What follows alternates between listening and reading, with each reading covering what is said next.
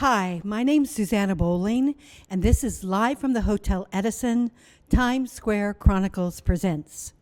My next guest is somebody that makes me laugh whenever I talk to him, so if I laugh a lot, you're going to know why.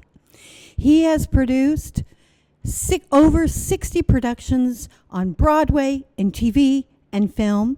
If you've ever heard of Castle Rock Entertainment, this would be him. Did you discover Elaine May? I've known her for a lot of years, 50 years. It's a long time. Elaine May, Mike Nichols. He's also a podcaster, and if you saw his last podcast, he interviewed Woody Allen. I'm with one of my favorite humans in the world, Julian Schlossberg. Julian, you've written 2 books about your life. What haven't you told people? Oh, what I haven't told people we couldn't say, Susanna, my God, no. I think I tried not to go after anybody, but somebody said to me, you're never mean-spirited, but you're gossipy. So I guess that's good. Gossipy's okay. Mean-spirited, I don't want to do. I think you have to be gossipy when you do a podcast because you're trying to, at least as far as I see it, you're trying to demystify the humans so that everybody else knows who they are. Well, that's absolutely true, and since we all go to the bathroom, there's a certain kind of equality that exists all over the world. But I find that in writing a book, Susanna, what was interesting for me was how the brain works. We're told it's a bit of a computer, our brain, and something leads to something else, and all of a sudden I'm saying, oh, I never thought of that. I should have put that in the first book. And that's how the second book came to pass. That book is called My First Book, Part 2. So I'm hoping that right now, someone asked me, you're going to do a third book, and I said, I don't think so. But then again, who knows? Hey, there's not a part 3? I don't think so. I don't expect so. In all the things that you've done in your life, and you've done an amazing amount, what thing has given you the most amount of joy? Well, I don't know if I could pick out just one thing. Cycle of things. But I'll try a few things. Number one was I was visited by the daughter of Orson Welles, who said there was a movie that had never been released that he had made. And the movie turned out to Shakespeare's Othello. And it was a brilliant movie. I watched it and I couldn't believe it, that it was available and it hadn't been shown. But it needed what's called a mix. You needed to get the sound better. He had shot it after World War II in Italy, and Italy was in shambles. So the sound was very bad. We had to do a whole new mix. And when you do a mix, to make it simple, there's dialogue, music, and sound effects. They're all recorded separately, and then you marry them into one track. So we did a whole new track. I put it out, and I felt very good because Orson Welles was one of the great filmmakers, and the idea that this film had languished for 40 years, and now I was able to bring it back, gave me a great deal of joy. And all over the world, because I owned the worldwide rights with his daughter. So that was nice. I think working with Mike Nichols and Elaine May on projects, you don't get too much smarter than those folks. I worked with Woody Allen. I worked with David Mamet. I love working with fine writers, Larry Gelbart. It's a joy to be able to go to work and say, look, I'm working with some of the best people in the business. I'm going to ask you right now, would you like to be my +1 when I go see Othello this year? Well, I don't know what that means, but why not? It's with Denzel Washington and Jake Gyllenhaal. Oh, right. That's true. Isn't that interesting? Yeah, that's right. I did read about that. I think it's wonderful when people like those 2 actors come back to Broadway. We need that more. Dustin Hoffman did it, Al Pacino did it, but most of the movie stars when I was growing up did not. George C. Scott did as well, and I worked with him. He was quite something. I'll tell you an interesting story with George C. Scott. We had a lunch and we were talking, and I said to him, oh, tell me your favorite movie. And I was sure he would say Patton. And of course he said Dr. Strangelove.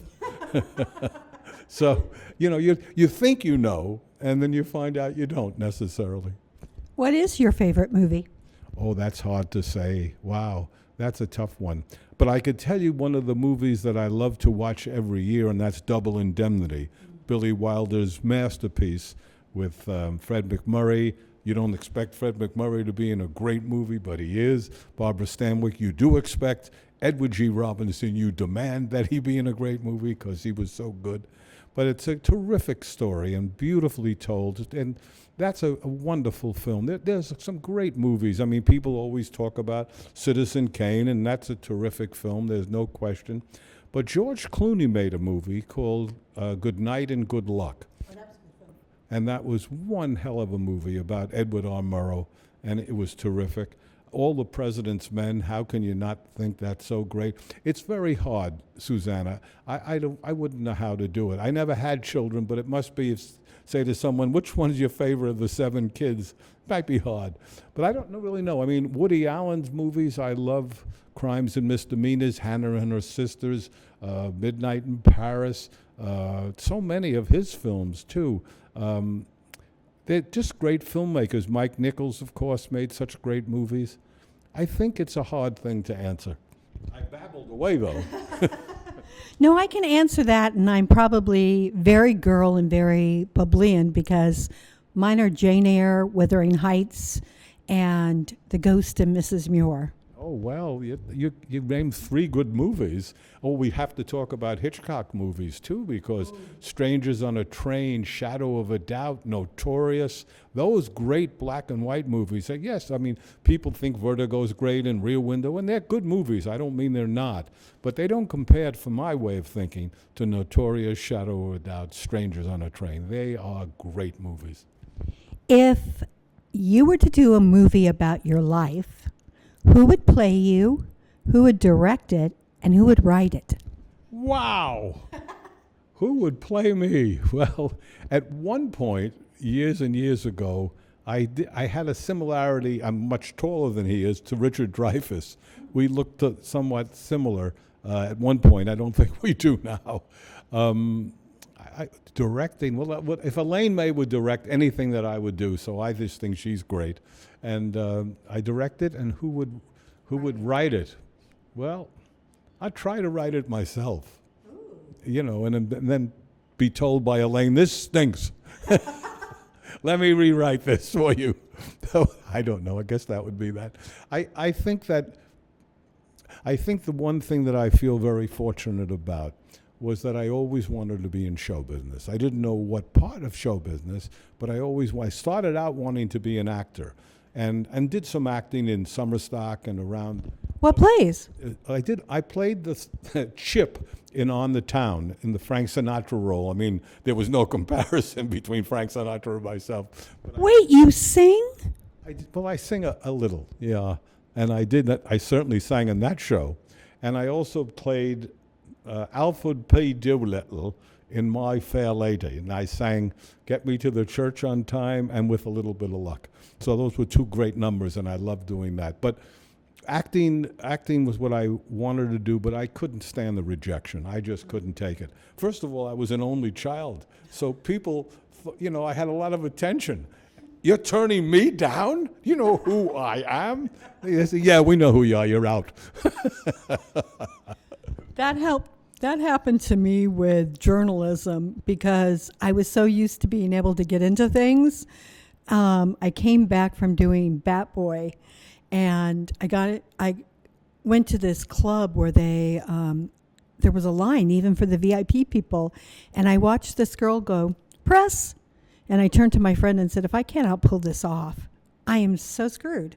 And so I walked up and I'm like, press, and they're like, who do you write for? And I'm like, the New York Press, because it was the only thing I could think of.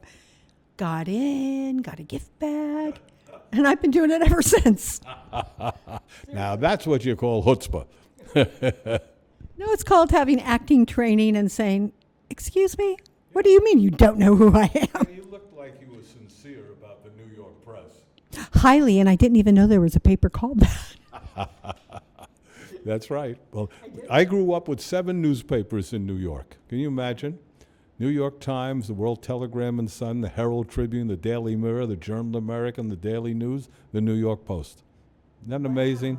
7 newspapers, and now there's, I guess, 3, but really young people don't even read the newspapers. They don't even watch television. They're just glued to that computer or their iPhones. Well, right now I'm kind of glad to that because my paper's online and this podcast is both in a TV show and a podcast format and on YouTube. So, And you're covered. You've got it covered. You put your chips on all the numbers. Very good. Very good. I wasn't planning on it. It just kind of happened that way. But isn't that exciting when you don't plan on it? You know, sometimes it's better that way. What was that wonderful expression? I think it exists in all cultures. Man plans and God laughs. You have a podcast that is highly successful. Thank you. Who are the guests that you're wanting to learn from and look forward to finding? Well, I love Woody Allen. I love his movies. I loved working with him. I produced many of his plays. So I was thrilled to do over an hour with him where we talked about his movies and also his childhood. I loved working with David Mamet, and Mamet and I did a terrific, I think, show together. But there's been so many, Richard Benjamin and Alan Alda and Matthew Broderick and Lee Grant. Lee Grant will be 99 next month. 99, and she's fantastic. She's just great. When people think of Lee Grant, they think of her in TV and film, but I think of her in Anyone Can Whistle. Oh, that's interesting. I think you're thinking of Lee Remick. Oh my God, I am. Oh. And see, this is the things I keep here so that people know that I'm real. Well, that's why you want me as a guest. He'll straighten me out. He'll tell me. That's true. That's true. I think you've done this all my life, actually. And now I'm going to Othello. Yes, you are. Who knew? I walked in here an innocent man. But you still haven't told me, who would you like to have? Who haven't you had on your podcast that you're looking forward to exploring their brains? Oh, I'd love to have George Clooney. Yeah, he's coming to Broadway, you know. I know. Do you want to see that? And that I have to see. But the producer's a friend of mine. But equally as important, I love the movie. So I'd love to see how that goes. But Clooney would be certainly someone I would like. I've interviewed over the years the great comic Sid Caesar, Elaine May, Mike Nichols, Larry Gelbart, Neil Simon, but I haven't gotten Mel Brooks, and I'm trying to get Mel. So I hope I do. I know him, and maybe because I know him is why he's ghosting me. But but anyhow, I'm trying to get him right now. He'd be someone. I think he's a major talent, and he can do almost anything. Who would you say are our comics now? Because in all honesty, I don't know if it's that I'm not the biggest fan of comedians now, because I'm not a big fan of people that put things down. But who would you say we should watch out for? Who are the new people? I am totally at a loss. I would be just fishing around, coming up, and I'd see someone new, Eddie Murphy, you'd say, that's new? You know, no, I guess because of the fact that it's generational gaps. This is not my idea of humor. I'm not happy with toilet humor. I'm not happy with a lot of it. So I'm not the right person to ask. I don't have the vaguest idea. I really don't. I try to watch Saturday Night Live, but it's too sophomoric for me. I mean, maybe I'm just an old snob. I don't know. But no, I love the old comics. I mean, I love those are the people I found funny, and whether it was Danny Thomas or going back to the Marx Brothers or W.C. Fields. I mean, I just found that comedy my kind of comedy. And I go back, this kind of ages me, but not really. I wasn't alive. Buster Keaton? Yeah, sure. Buster Keaton and Charlie Chaplin, Harold Lloyd. These were wonderful. Even Charlie Chase. There were a lot of great silent comics, and but comedy is Neil Simon proved how commercial comedy could be, And certainly Mike and Elaine, when they were on Broadway, Nichols and May, were fantastic. Larry Gelbart, he just doesn't get too much funnier than his writing. I think it's the writing that's the most attractive to me because they're really creating it. As a producer, I'm just, presenting it. An actor is interpreting it. The director is trying to hold it together. But the writer has created it from zero often. Amazing to me. Would you say that part of the reason that we don't have people that we can say, oh, they're the next generation, is because the old comics and the people in the past, they studied a craft. I don't think it's craft anymore. Well, you may be right. They had vaudeville to break in, but the comedy stores are all over the country, so the young people have that to be able to break in through the comedy stores. I don't know. I'm not really sure. I know that I find that my interests are generational, that I'm not really into what many of the young folks are into. And God bless them. I mean, I remember my father, I'll never forget it. He would say to me, how can you listen to this rock and roll? You love Tony Bennett, you love Sinatra, you love Ella Fitzgerald. I said, I like this too. But it was clear that he could not comprehend rock and roll. And that's where I am now. I can't comprehend what's happening with rap music, for example. It's nonsense, much of it for me. Not all of it, because there was a show on Broadway where, I forgot the name of it, I should remember it. But I think I know which one you're talking about, and I can't think of the name. Lin-Manuel's. It was done by Lin-Manuel? No, it was not. It was by, I don't know, one of the famous rappers. But it was a very interesting show. For the first time, I understood why some rap music could be interesting, and it was. But not enough for me to remember the name. What are you working on right now? Well, I'm working on talking to you. We're doing that. Let's see. I'm doing 2 weekly podcasts. One is called Julian Schlossberg's Movie Talk, and the other one's called Tales from Hollywoodland. Tales from Hollywoodland is with 2 other producers, Stephen J. Rubin and Arthur Friedman, all who have a lot of credits and done a lot, and they did the Bobby Darin movie. There's a lot of credits. And we kind of talk about what's going on in the business right now, and also about the past, because that's where I live a lot of the time, it looks like. So I'm doing those 2 weekly podcasts, and I do my research. I don't come in and wing it. No. I was on the radio in New York for 9 years. I was on WMCA for 7 and 2 years on WOR. And because I was on from 8 to midnight, I had a lot of hours to fill. But I did have an audience to talk to, and I liked that. I loved opening up the phones and having people talk and what they were interested in. Well, I think it helps take your questions to the next step. Though I do a lot of research, yes, I do wing some of it because I think a lot of a podcast or a lot of a conversation is about listening to the other person. It's true. It's really one of the most infuriating things to watch somebody interview someone and cut them off in the middle of a real interesting thought.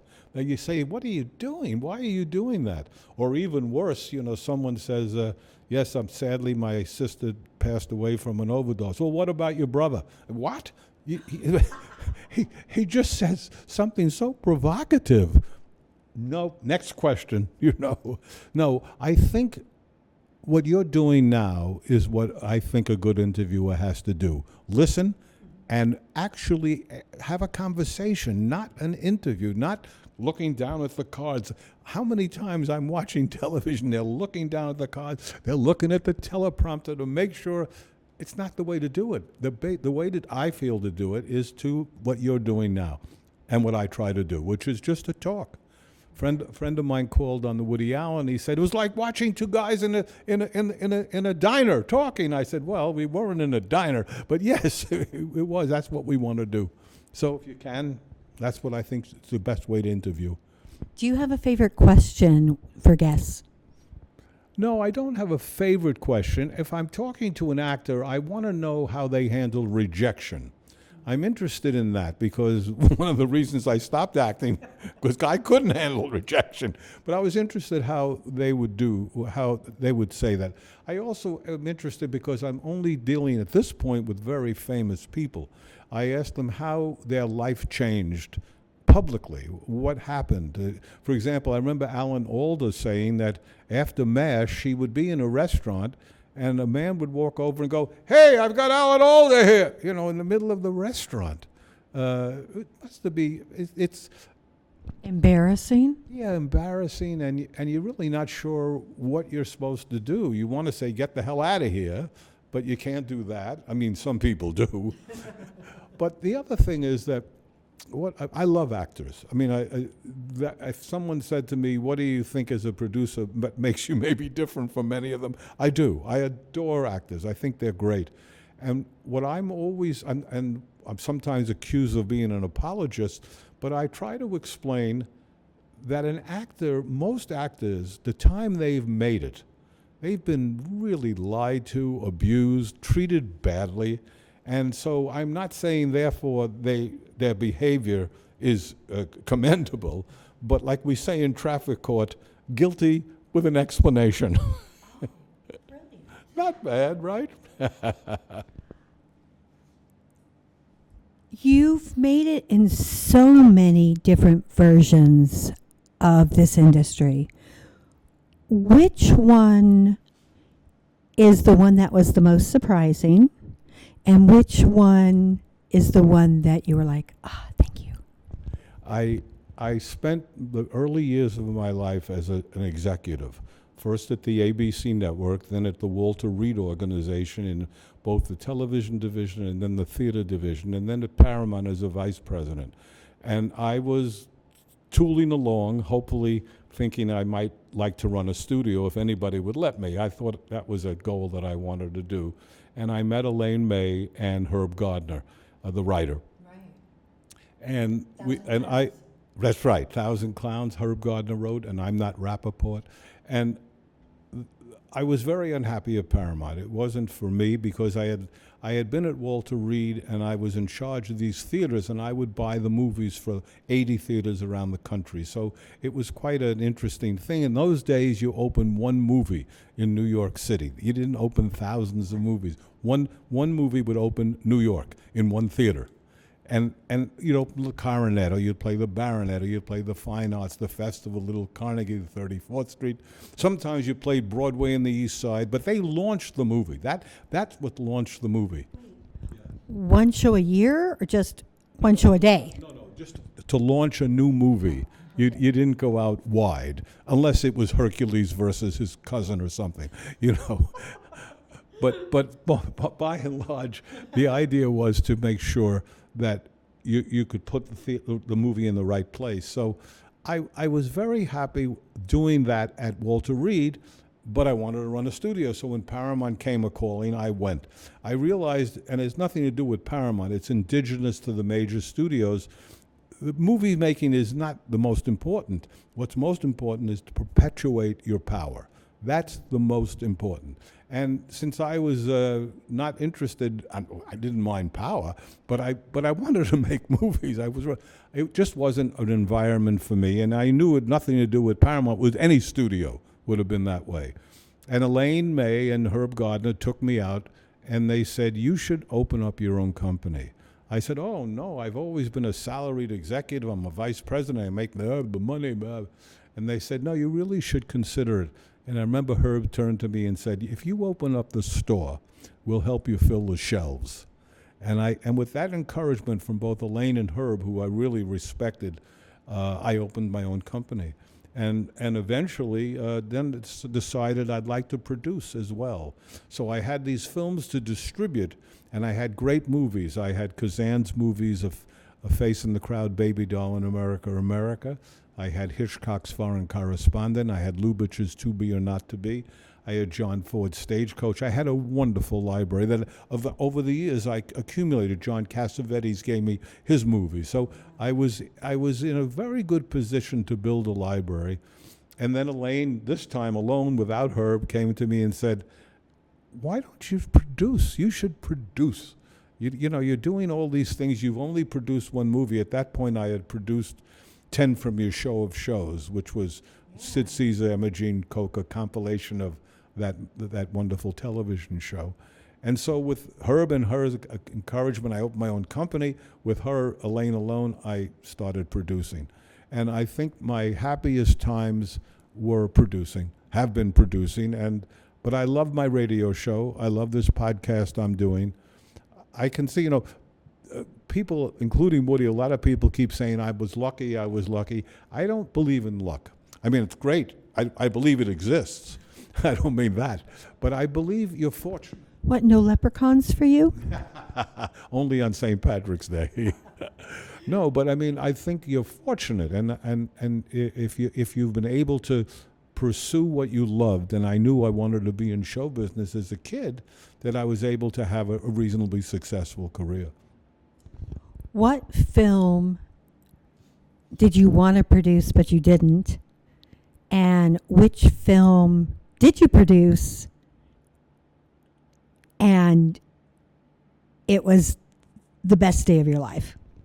Well, the film there's more than one film I wanted to produce.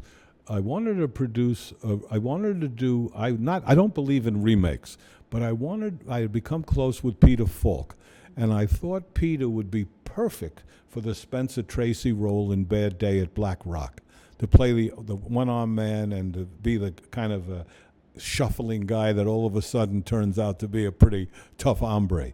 And Peter, every time I went to Peter, he would say no, but I would keep trying, and he liked that idea.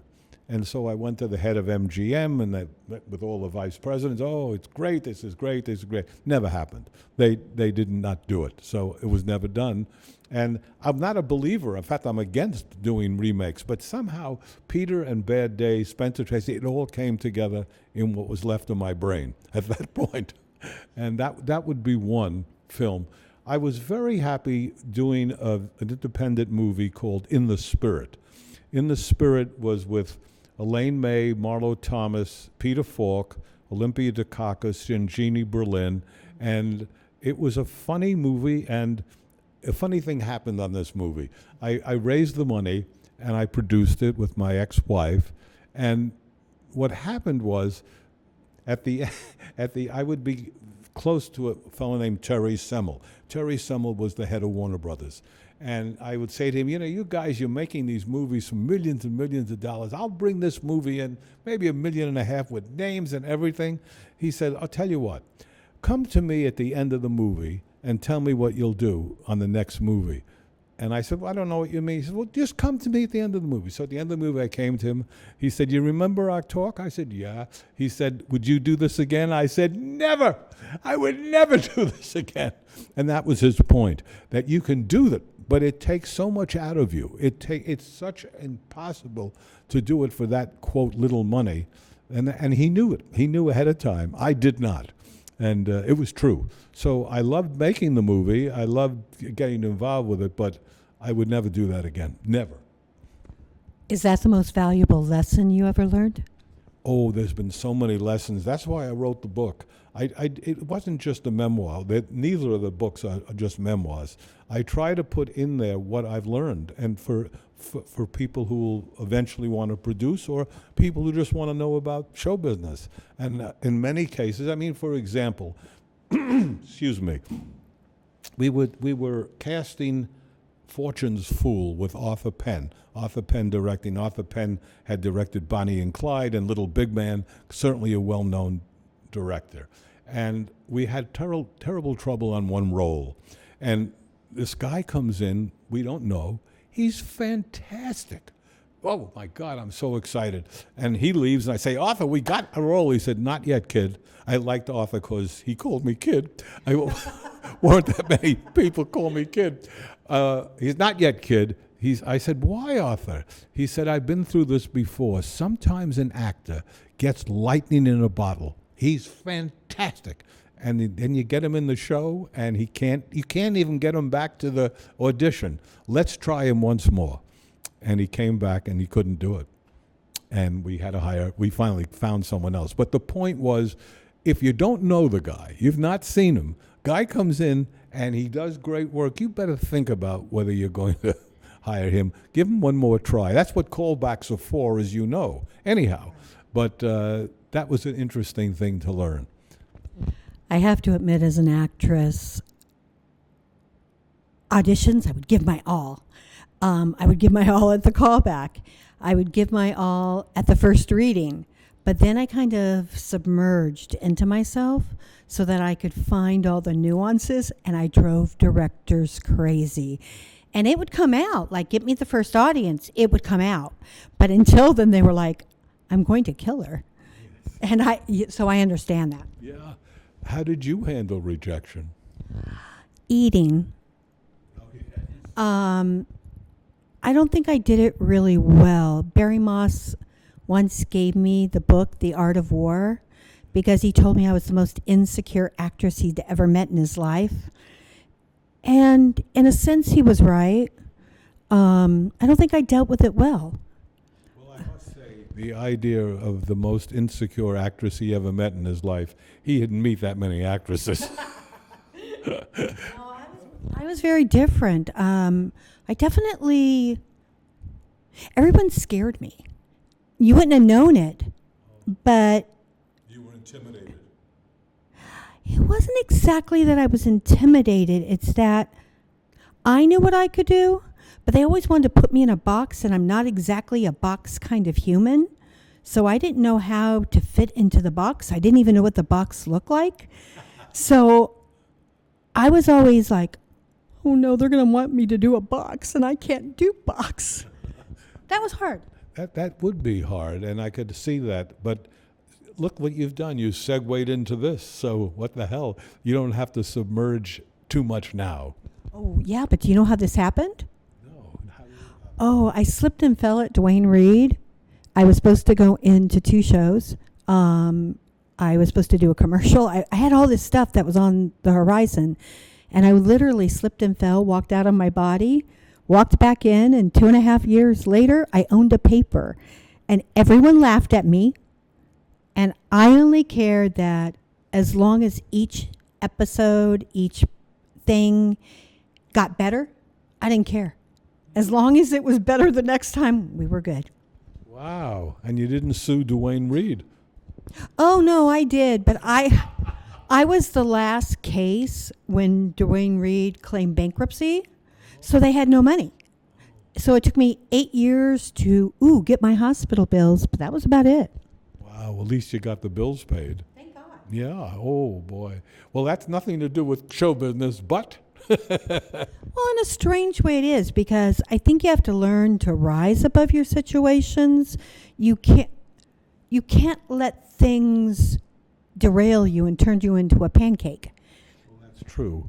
I always, when I teach, I like to teach young people that go around the country, and I do it a lot. And I like to teach them, I always say, don't let go of the ledge. If you want it that badly, if you really want it that badly, don't let go of the ledge. My wife said, you should call your next book, Don't Let Go of the Ledge.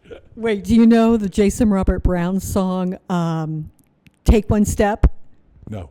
Oh, it's this song about this woman that's about to jump off the ledge, and she doesn't mean to do it, but at the end... Off she goes, huh? Oh, splat. I know that you're about to work on a new play. Can we talk about this yet? Sure. Well, yeah, F. Murray Abraham is going to play Norman Mailer, and it's a play that I'm very fond of. Lila Robbins will be his co-star, but it's a 3-hander, and it's a great... What you learn was how prophetic Norman's writings were. I mean, he was very controversial, and he was a misogynist, and he was a lot of things, but he sure as hell could write. And this is about his writings and about his life. And I'm excited about it, and I'd like to hopefully do it sometime in 2025. Not part of the playbook of 2025. So who's writing it? It was written by Ron Freed, who was he's a novelist, but he also produced the Dick Cavett show for many years. So he's a very talented man, and we worked on the script somewhat together. And I'm going to be very happy to put this on if we can. Wait, isn't John Buffalo involved in this? John Buffalo, it's based on his book. John Buffalo, youngest son, well, youngest child of Norman Mailer. It's based on the book that they wrote together. And it's very touching, too. It's got a lot going for it. In fact, so much so I might even pay for a ticket. Oh, wow. Don't tell me. I know his mother, or I knew his mother, actually, Beverly. Have you met any of the wives yet? No, I have not. I've got to know John Buffalo, and I like him very much. A very special young man. Well, everybody's a young man to me now. I actually met all the wives and was at the memorial at Carnegie Hall with Dick Cavett and some other people that day. Oh, that's interesting. And how did you know John Buffalo?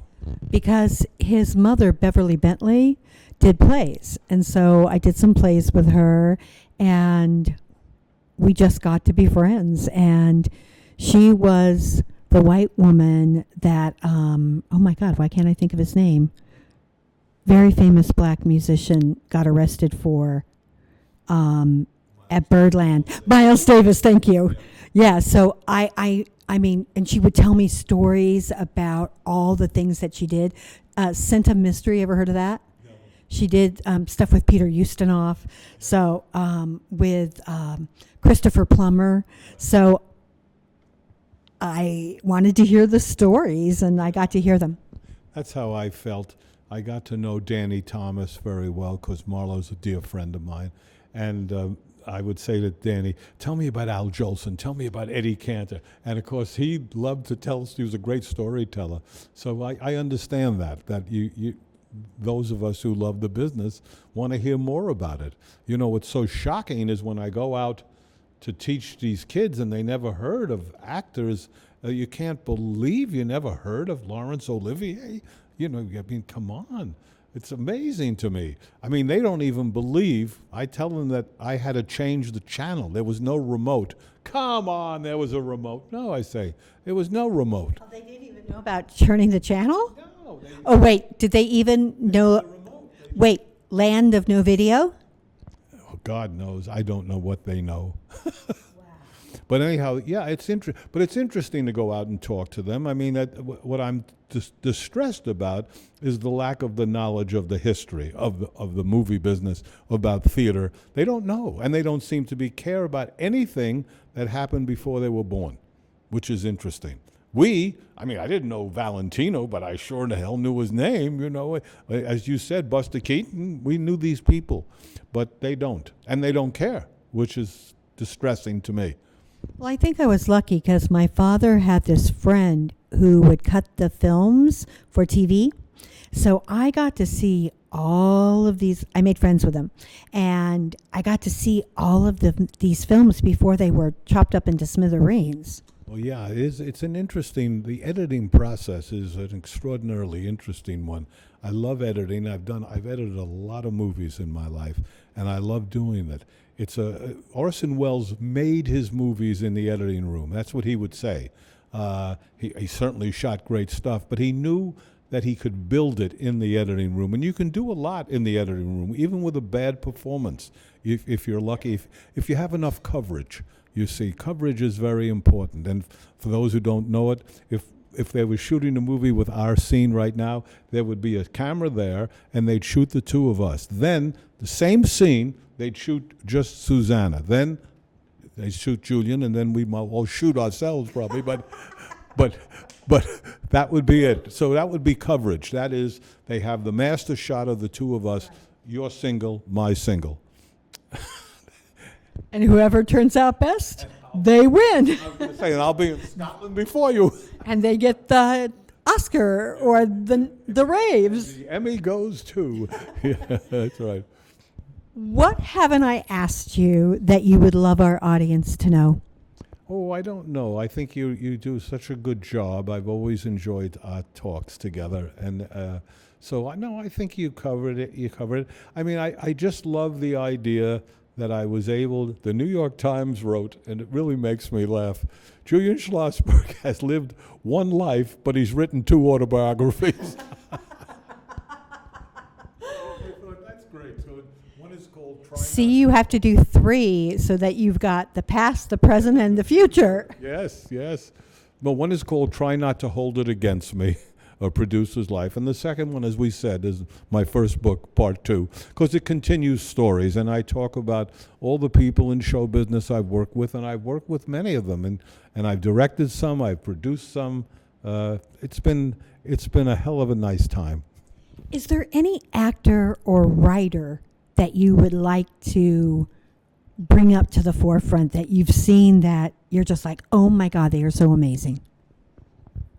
I think I'd have to come back next week. I'd have to really think about that. I don't know. I think I've been fortunate enough to work with the biggest writers. So whether it's Ethan Coen or David Mamet or Elaine or Mike or Neil or Larry, so I've had that. So I haven't really. I encourage young writers, and there was a time, I can't do it anymore, but I would be reading 4 or 5 scripts a week from young people because I wanted to help them. And some of them I did well with. John Hamburg has done very well, and he worked with me, and there are others. So I've encouraged it, but no, I'm more comfortable with my peers. See, I get a thrill over finding that new talent or finding that thing that other people don't see. There's this actor right now named Ben Levi Ross, and I'm telling you, he's like Jesse Eisenberg that can sing. And, really well. He's in The Connector, or he was in The Connector. He's about to do Ragtime at City Center, and I'm telling you, watching him is a joy. It's like watching that onion peel piece by piece. Do you get a joy over doing that? Yeah, we were doing, Lane May and myself, we were out in San Francisco at the Magic Theater doing a couple of plays, and a young man came in, and he auditioned, and he was good. And a couple of years later, he came into Hamilton, and it was Daveed Diggs. Oh, wow. And he was playing a chauffeur in the rich man's chauffeur, and so in a way, I felt we discovered him a little, even though I'm sure he had done other work in San Francisco. So that always makes me feel good. What really makes me feel good is often when I did 10 From Your shows, Sid Caesar and Emma Jean Coca really weren't working much, and this brought them a whole new kind of career. I brought Alan Bates over. He had nurtured and stayed with his mom, and he hadn't worked in years, and it was a very interesting experience called The Unexpected Man. It was a two-hander with Alan and Eileen Atkins, Dame Eileen Atkins. And it was written by the woman Yasmina Risa, who wrote Art. So I convinced him to come, and the way I convinced him, I said, I know it's going to sound like every producer. I said, but Alan, you haven't been in front of American audiences for years because you're taking care of your mother. You come do this play, you'll get a movie out of it. And I know it sounds like every producer you've ever heard. He said, well, why would I get, who's going to come? I said, the head of the studio is going to fly in? I said, no, but they have people in New York who will come because you're going to sell out, which they did. At the Promenade, we sold out. I swear, the first weekend, Robert Altman comes to the show, goes backstage with me, I knew Bob, and says to Eileen and Alan, I want to hire you for a new movie I'm going to shoot called Gosford Park. First weekend. So I said to Alan later, you see? You like score. That's right. Whoa, I felt really good about that. What a wonderful man. I've been very fortunate. I've worked with a lot of people, but you could not find a nicer man than Alan Bates. Just cannot. We did 2 plays together. We did Fortune's Fool, and he won the Tony for Best Actor, and then we did The Unexpected Man. So it was a joy to work with him. We were having lunch one day, and a woman came over and said, oh, excuse me, aren't you Oliver Reed? And he says, no, I get mistaken for him sometimes and for Alan Bates. Did she even get it? No. Not at all. I almost choked laughing, but she didn't get it. Who is the next guest on your podcast? Oh, my next guest will be Alec Baldwin. Oh, nice. Yeah. And tell us, again, so my audience knows and can put it in their head, where are your podcasts? Oh, my podcasts are everywhere. They're on Apple, Spotify, Audible, Amazon, iHeart, Pandora, wherever it is. The same thing I did. Exactly. And it's also on YouTube. So you can see it if you don't want to listen only. And give the audience their names. Whose names? The podcast. Oh, my names. Oh, okay. You almost stumped me on the first question. My show is called Julian Schlossberg's Movie Talk, and the other show is Tales from Hollywoodland. Please tell me you'll come back again, because I could talk to you forever. My guest today has been Julian Schlossberg, who I adore. I'd like to thank Magda Katz for always videoing and editing and making us sound good. I'd like to thank Ramel Gopez and the Hotel Edison for giving me a home here. I'm Susanna Bowling, and this is Live from the Hotel Edison, Times Square Chronicles presents.